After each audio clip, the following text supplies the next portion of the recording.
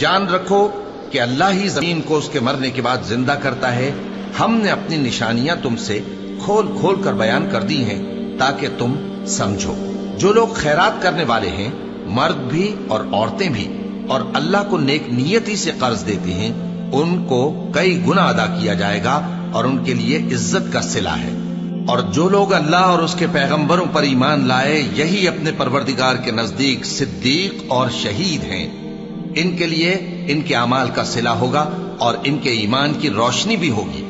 جن لوگوں نے کفر کیا اور ہماری آیتوں کو جھٹلایا، وہی اہل دوزخ ہیں۔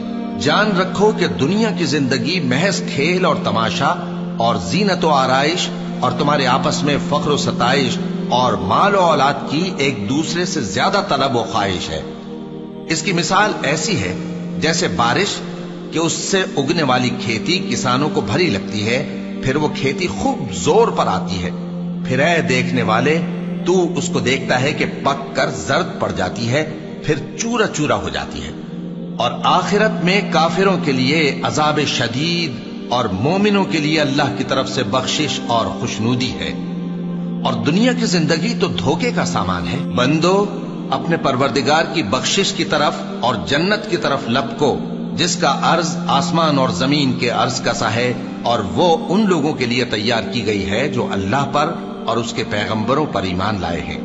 یہ اللہ کا فضل ہے، جسے چاہے عطا فرمائے، اور اللہ بڑے فضل کا مالک ہے۔ کوئی مصیبت زمین میں اور خود تم پر نہیں پڑتی مگر پیشتر اس کے کہ ہم اس کو پیدا کریں، ایک کتاب میں لکھی ہوئی ہوتی ہے، اور یہ کام اللہ کو آسان ہے۔ تاکہ جو فائدہ تمہیں حاصل نہ ہو سکا اس کا غم نہ کھایا کرو، اور جو تم کو اس نے دیا ہو اس پر اترایا نہ کرو۔ اور اللہ کسی اترانے اور شیخی بگاڑنے والے کو دوست نہیں رکھتا، جو خود بھی بخل کریں اور لوگوں کو بھی بخل سکھائیں۔ اور جو شخص روگردانی کرے تو اللہ بھی بے نیاز ہے، لائق حمد و ثنا ہے۔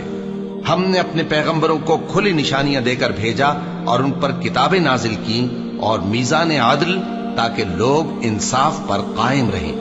اور لوہا پیدا کیا کہ اس میں اسلحہ جنگ کے لحاظ سے زور بھی بہت ہے اور لوگوں کے لیے فائدے بھی ہیں، اور اس لیے کہ جو لوگ بن دیکھے اللہ اور اس کے پیغمبروں کی مدد کرتے ہیں، اللہ ان کو معلوم کرے۔ بے شک اللہ زور آور ہے، غالب ہے۔ اور ہم نے نوح اور ابراہیم کو پیغمبر بنا کر بھیجا اور ان کی اولاد میں پیغمبری اور کتاب کے سلسلے کو وقتاً فوقتاً جاری رکھا۔